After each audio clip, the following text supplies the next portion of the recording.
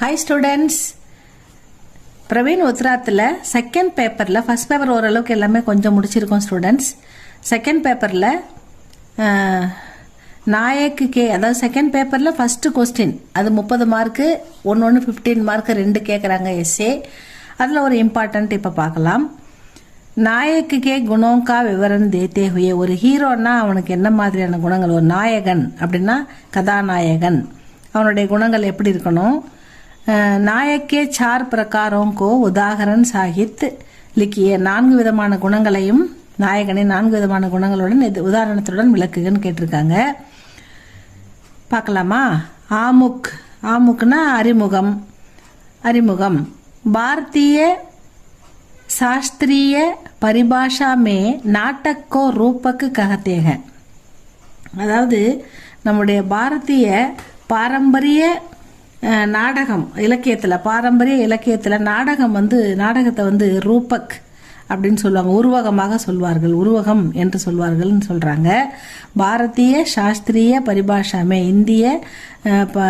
இந்திய இலக்கிய பாரம்பரிய இலக்கியத்தில், இந்திய பழமையான பாரம்பரிய இலக்கியத்தில் நாடகத்தை வந்து ரூபக், உருவகம் அப்படின்னு சொல்லுவாங்கன்னு சொல்கிறாங்க. நாடக் மே அபிநய் கி இத்தனி பிரதான்தா ரகதி ஹை. நாடகத்தில் அபிநய் அப்படின்னா நடிப்பு, அதுதான் முக்கியமாக விளங்குது. நாடகத்தில் முக்கியமான விஷயம் வந்து அபிநய்.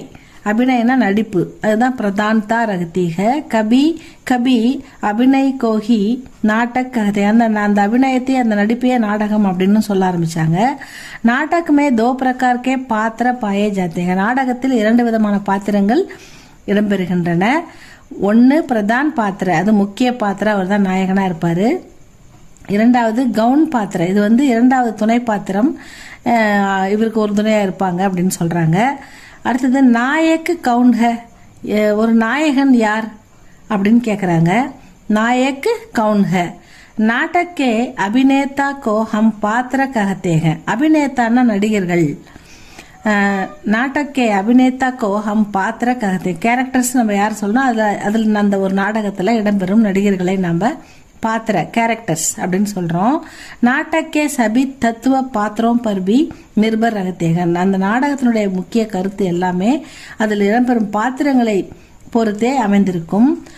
நிர்பர்னா பாத்திரங்களை, பாத்திரம் பர்ஹி நிர்பர், பாத்திரங்களை பொறுத்து அமைந்திருக்கும். பாத்திரமே பிரதான் பாத்திரக்கோ நாயக்கு கஹத்தேகம். இந்த கேரக்டரில் முக்கியமான பாத்திரமாக இருக்கிறவர் தான் நாயகன், அந்த கதையின் நாயகன். जो कथा को फल ही और